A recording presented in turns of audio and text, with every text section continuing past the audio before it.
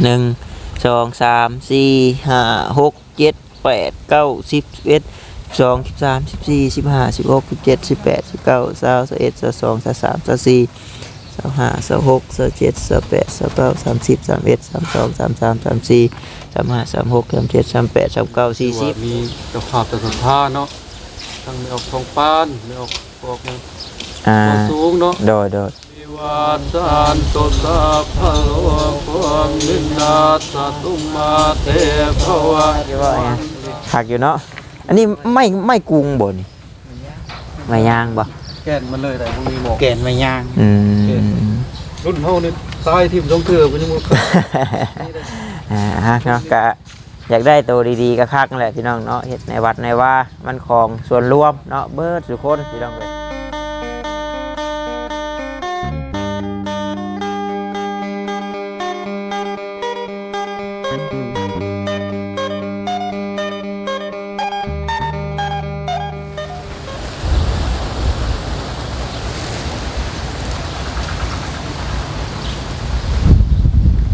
โอเคเนาะพี่น้องเนาะเปิดภาพขึ้นมาในเช้ามื้อนี้เนาะพี่น้องเนาะก็มาพบมาพ่อกับซองของเบาตาบ้านเฮาคือเก่าอีกแล้วพี่น้องเลยมื้อนี้เนาะทางเบาตาเองก็ลงมาที่วัดบ้านโคกปาวายเมืองอุทุมพรแขวงสวรรณเขตเนาะแต่ว่าชื่อวัดนี่วัดศรีบัวบานพี่น้องเลยเนาะบ้านโคกปาวายเมืองอุทุมพรแขวงสวรรณเขตพี่น้องเลยทางน้องเพิ่นปูเพิ่นมาส่งไม้เพิ่นกะมาฮอดก่อนเลยเนาะเพิ่นนึงมาแต่เช้าพี่น้องเลยลังขนไม้ลงเซลอยู่มากัน2 คนเพิ่นก็ได้ตะกี้ว่าย่านเพิ่นบ่ฮู้จักทางเข้าหอยระวังเด้อหนาวซับหนีบมือกันนี่โอ้ยเนาะพอแห้งเลยสบายดีเด้อย่าเด้อเด้อหนาวก็ด้อเนาะมื้อนี้หนาวนี่เลยจังว่าห้อยเนาะไม้คักไม้งามปานนี้นี่ห้อยเฮ็ดหลังไงจังว่าได้จักดีว่าก็พอดีไม่แป้นนั่น48แผ่นเนาะแล้วก็ไม้48นั่น40โตพี่น้องแล้วก็แผ่นไม้อันนี้แผ่นไม้อัดนี่20เนาะ20แผ่นสังกะสีนี่14แผ่นพี่น้องเนาะสีกันนี่เอาสีนี่เนาะสังกะสีดูซิ่งแมตละ150 บาทพี่น้องเนาะ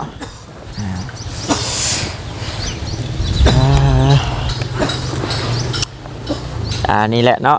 กระท่อมหรือว่าอันนี้น่ะเพิ่นเอิ้นนั่นก็กุฏิเนาะโอ้กุฏิน้อยหรือว่ากุฏิไว้สำหรับที่พักสงฆ์พี่น้องเนาะน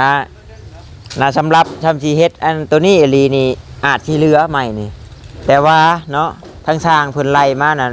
เพิ่นสิไล่ใส่ภูมิใส่ผ้ายังไม่ภูมิไม่แป้นมันเลยเด้เพิ่นก็เลยไล่หลายไว้กับเพิ่นสิมีแบบแผนเฮ็ดแบบไรบุนี่เนาะ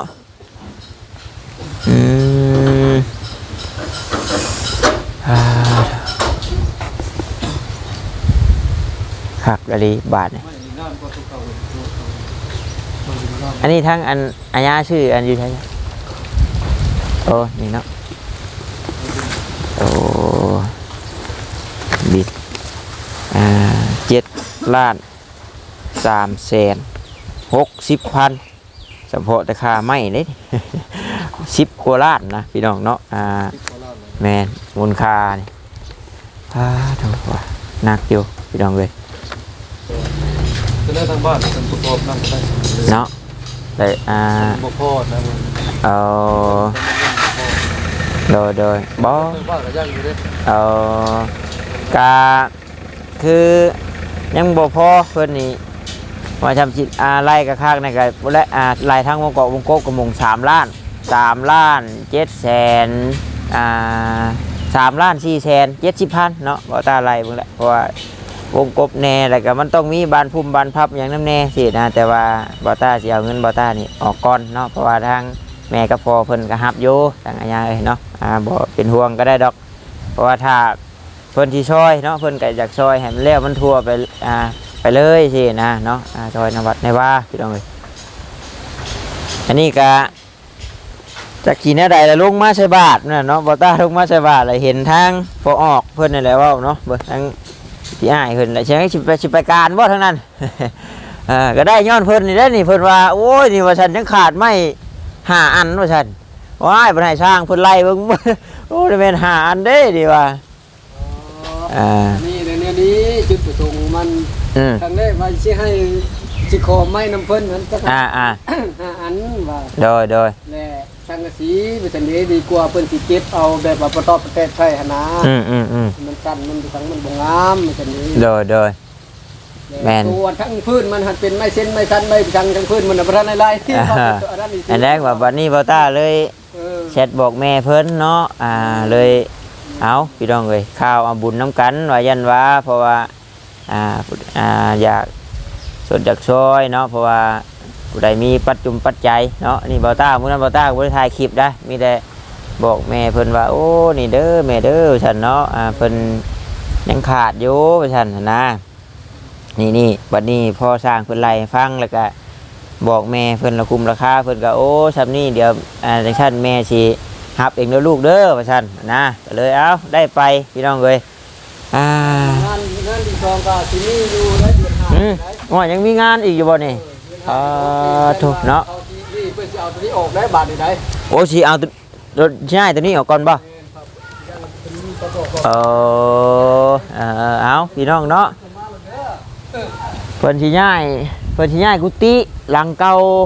ออกไปตั้งอยู่บนใดบ่ฮู้ระบาดนี่เพิ่นบ่อยากให้มันบังเพิ่นบ่อยากให้มันบังอันฮอแจกเนาะพี่น้องเนาะบ่อยากให้มันบังฮอแจกพี่น้องเอ้ยเนาะมาบ่ทันตอนชุมน้องเพิ่นเริ่มมาไหม้ลงพี่น้องเนาะมาพาวพี่น้องเพราะว่าล้มกันกับบ่จิตบ่แซนเนาะเรื่องอันนี้แหละรถบ่จิตเกิดอุบัติเหตุเมื่อวานนี่แหละพี่น้องเอ้ยเอาก่อนอื่นก็ขอกราบทักทายสบายดีเนาะกับพ่อแม่พี่น้อง FC กันเบิดสู่ขู่สู่คนพี่น้องเลยบอกว่าอยู่ทางฝั่งลาวฝั่งไทยหรือว่าทางต่างประเทศนำเด้อพี่น้องเด้อเนาะก็ยินดีต้อนรับเข้าสู่ช่องของบ่ตาบ้านเฮาคือเก่าพี่น้องเลยมื้อนี้ก็หนาวเนาะมื้อนี้ทางบ่ตาเองก็ดีมุกดีใจหลายเนาะที่ได้รับหน้าที่เป็นสะพานบุญนะครับทางพ่อกับแม่เนาะผู้รักผู้ใหญ่ผู้ที่ว่ามานี่เนาะนั่นก็คือแม่ท้องปานแล้วก็พ่อสูงเนาะพี่น้องเนาะคือพ่อสูงแล้วนี่ก็เป็นคนบ้านพ้นชิมนี่แหละพี่น้องเลยพอเราบอกคนเราเด้อลูกเด้อสันพอก็จังใดมันก็ช้ำคนมันโคกนั่นแหละเนาะก็เลยต่างจากชุดจากซอยกันพี่น้องเลยถูกเนาะบุญน้ำกันพี่น้องเอาก็มีแต่ว่าพี่น้องเลยมื้อนี้ก็สิมอบเนาะไม้แล้วก็สังกะสีแล้วก็อุปกรณ์อย่างนั้นนี่แหละแล้วก็ส่วนบานวงกบเนาะมือหน้าทางเบาต้าเนาะสีแกเข้ามาเองพี่น้องพอบานวงกบเดี๋ยวเบาต้าสีซื้อเข้ามาหลังเนาะมีแต่ว่าจังได้ทางเบาต้าเองเนาะกับบ่มียังต่อบุญแทนคุณทางพ่อกับแม่เพิ่นก็มีแต่ขออวยไอวยพรเนาะให้พ่อกับแม่จงอยู่ดีมีแห้งเนาะสุขภาพร่างกายแข็งแรงพ่อกับแม่เฮ็ดบุญเนาะมื้อนี้ในครั้งนี้ก็ขอให้กลับคืนพาพ่อกับแม่100 เท่าพันเท่าโรคภัยไข้เจ็บบ่ให้มาเบียดมาเบียนเด้อเนาะสิ่งใดที่บ่ดีเนาะจังใดเดินทางไปมาทางใดก็ขอให้ตลอดปลอดภัยคุณพระคุณเจ้าคุ้มครองบ่ว่าหน้าที่การเงินการงานพี่น้องเอ้ยก็ขอให้ทั้งพ่อกับแม่เพิ่นราบรื่นไปด้วยดีเนาะสาธุรวมถึงพ่อแม่พี่น้อง FC เบิดสุขุสุคนบ่ตาเองเนาะกะจังใดอวยพรบ่ค่อยเก่งปานใดพี่น้องเอ้ยเอ้าไปโทรมาพี่น้องเอ้ยโอ้ทั้งอ้ายเพิ่นเนาะขออนุญาตฟังก่อนนิดนึงพี่น้องเนาะเพราะว่าเฮาพวกกันแล้วล่ะเนาะเพราะว่าทางบ่ต้าเนาะมื้อนี้ก็สิไปเวียกเนาะเรื่องเป็นรถบ่จิตน้ำแน่พี่น้องเอ้ยว่ารถบ่จิตก็เห็นพ่อแม่พี่น้อง FC เพิ่นมิ่นมาหลายอยู่นะจริงได้คือบ่มีตำรวจจังไดคือบ่โน่นนี่นั่นแล้วก็ผู้ใดผิดพี่น้องเอ้ยถ้าว่าตามที่ผู้ได้เหตุการณ์เล่าให้ฟังแล้วก็จากที่บ่จิตเล่าให้ฟังกระทั่ง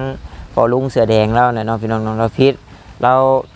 แซงแล้วเรามาเบียดเนาะเรามาเบียดต่ำรถบ่จิตต่ำแล้วหนีสินะหนีบ่จิตกับพ ผู้ที่เราอันเกือบต่ำลงคลองนั่นไล่มาทันอยู่ใกล้อันชีเวเขาซีนูแล้วก็ชีเวไปทางชาวบ้านไปทางนั้นกับทางท่าแขกนะพี่น้องเนาะจำเราบอจะล้อรถอยู่หันกับเมนโบทันนะนี่แหละเนาะในกรณีที่เจ้าทาง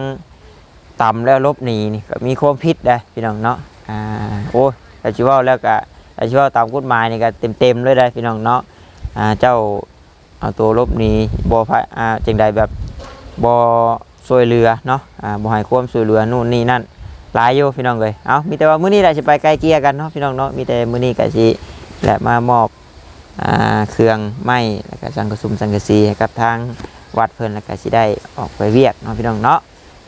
นี่แหละทางบ่อตาจะว่าโอ้เนาะดีใจหลายพี่น้องเอ้ยที่พ่อกับแม่เพิ่นยืนมือเข้ามาช่วยทั้งวัดทั้งว่าวัดกับทางบ้านบ่อตาเองแหละเนาะพี่น้องเพราะว่าปีที่แล้วนี่ก็ได้ทางเอื้อยกับอ้ายเพิ่นพี่น้องเนาะเพิ่นซอยเทพื้นเนาะเทกันเปื้อนจากหน้าวัดไปสู่ประตูโค้งแล้วก็ดินเรือเลียในกระเทน้ำนี่แหละพี่น้องเลยแล้วก็ห้องน้ำห้องในเนาะแล้วก็นี่แอ่งน้ำแอ่งในนั่นนี่รักเสาโทรโขงพี่น้องเลยมีทั้งแม่อ้อยมีทั้งแม่น้อยแม่น้อยพองวนแล้วก็โอ้ยหลายคนพี่น้องเลยเนาะทางบ่อตาก็เคยเป็นสะพานบุญในเพิ่น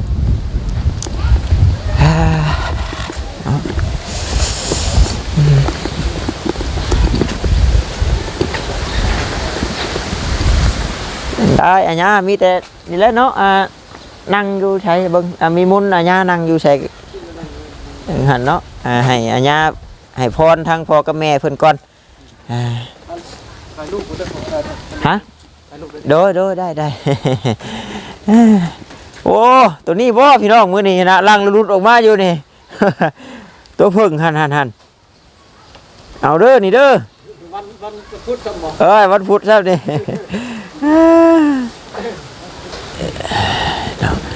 มื้อนี้กระทางบ่เวียดเพิ่นก็ยังอยู่หน้าผู้เนาะบ่ได้มาพี่น้องแววตากะหากำลังอาบน้ำแต่งหน้าว่าซั่นโอ้ยว่าสิหาแล้วว่าเป็นมือกล้องให้นี่ว่าซั่น เพิ่นว่าให้นับเบิ่งคืนเด้อว่าซั่นเบิ่งขออนุญาตนับเบิ่งไม้ก่อน1 2 3 4 5 6 7 8 9 10 11 12 13 14 15 16 17 18 19 20 21 22 23 24 25 26 27 28 29 30 31 32 33 34 35 36 37 38 39 40โอเคตัวในแป้นบัดนี้นับมันก่อนเด้อพี่น้องเนาะ1 2 3 4 5 6 7 8 9 10 11 12 13 14 15 16 17 18 19 20 21 22 23 24 25 26 27 28 29 30 31 32 33 34 35 36 37 38 39 40 41 42 43 44 45 46 47 48โอเคครบอยู่ไงนี่โมเมนต์ของอัญญาเพิ่น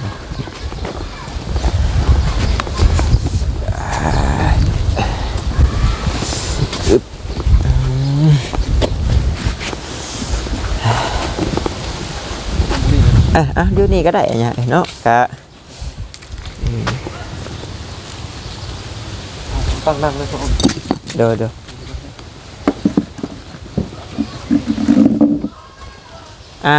มีน้ำเบิกเนาะให้ทางอันนี้เลยก็หยาดน้ำเลยพี่น้องเนาะมันจังคักพี่น้องเอ้ยแต่ว่าหนาว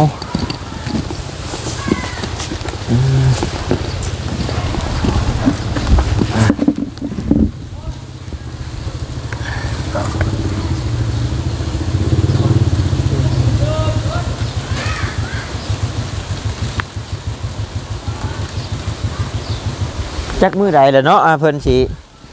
วิทย์หนาวนี่อีขออนุญาต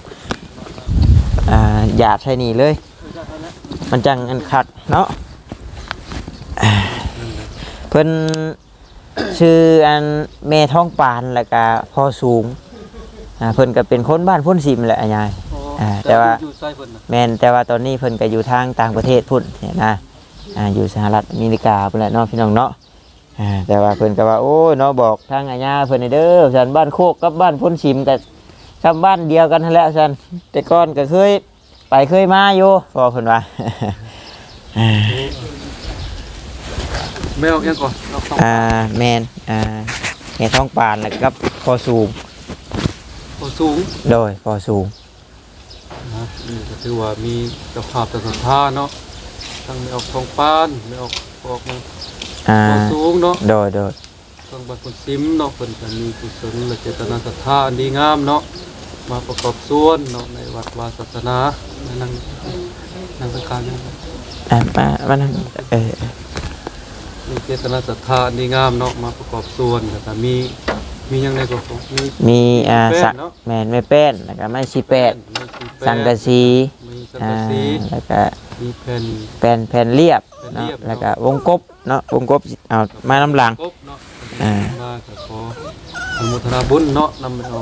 แล้วก็ออกเนาะก็ขอให้มีแต่ความสุขความเจริญเนาะสุขกายสบายใจเนาะ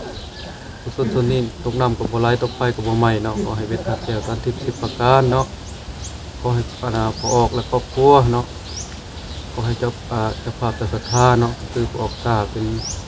ผู้นำพาเนาะ FC หรือว่าเจ้าภาพเจ้าศรัทธาทางบัดปดซิมเนาะก็ขอให้เพิ่นมีแต่ความสุขกายสบายใจเนาะคิดทำถึงงานใดเนาะที่จิตไปโดยสอบประกอบด้วยศีลธรรมแล้วเนาะขอให้ประสบความสำเร็จเนาะในหน้าที่การงานในครอบในครัวเนาะในธุรกิจทั้งหลายทั้งปวงเนาะขอความหวังและพัฒนาดีงามทั้งหลายทั้งปวงเนาะของเจ้าภาพเจ้าศรัทธาเนาะและพอออกตาเนาะจงมีแต่ความสุขความเจริญเนาะมีแต่อายุวันโนสุขังพลังเนาะพร ถูก ยะถาวริวหาปุราปริปุเรนติสาคลังเอวะเมวะอิโตทินังเปตานังอุปกปปติอิสิตังปฏิตังตุมหังกิปะเมวะสมิสตุสัพเพปุเรนตุสังกปาจันโทปนะระโสยะธามณิโสติระโสยะธาสัพพิติโยมิวัฏสันตุสัพพะโลกวินาศตุมาเตภวัตวันตรายโยสุขิติกายุโกภวะอภิวันทนาสิลิสเนจังบุทธาปัจจายโนจัตตาโล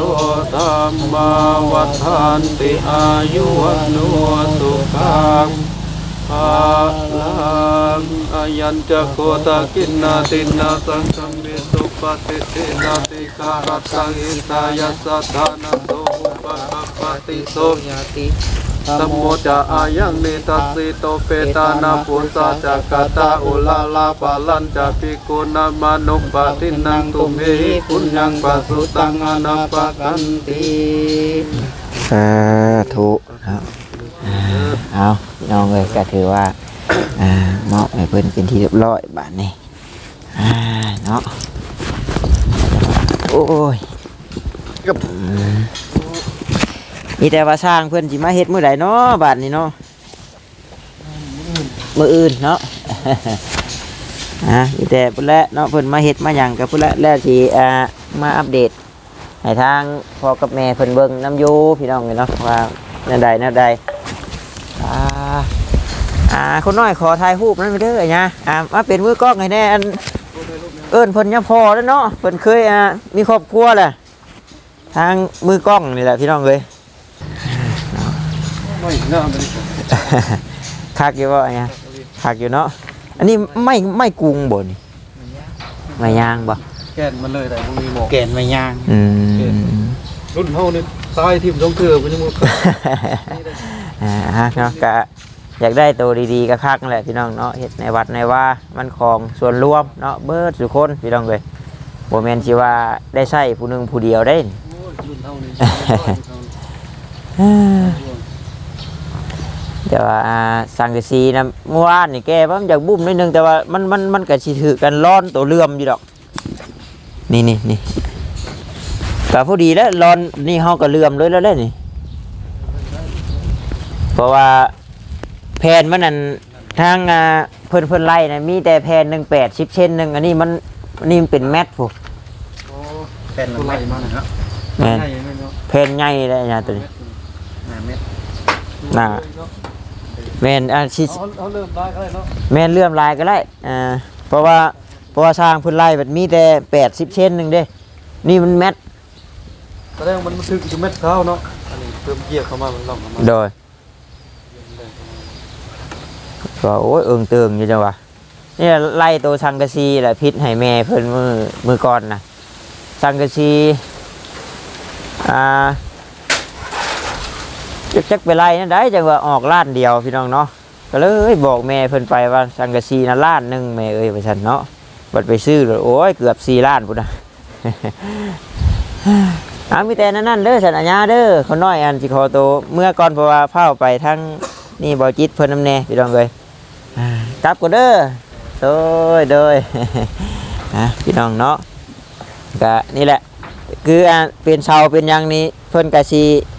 ปัดเฮ็ดจับดีแล้วก็เพิ่นสิใช้ไม้เส้นไม้หยังแล้วก็สิอ้อแอมแป้นจับดีพี่น้องเนาะมีแต่ว่างบเนาะเท่าใดเบิดเท่าใดเดียวบ่ต้าซื้อวงกบอีหยังเรียบร้อยแล้วจังสิจดอีหยังเรียบร้อยแล้วจังสิมาให้ทางอาญาเพิ่นอีกเทื่อนึงเนาะเพราะว่าทางบ่ต้ายังเชลงมาอีกอยู่เทื่อนึงยันว่าเพิ่นอยากประกาศให้ทางชาวบ้านเนาะได้รับผู้ร่วมกันพี่น้องเอ้ย จังได้เอาย่าไปเฮ็ดแหละงานน่ะ งานน้ำบ้านนี่นะ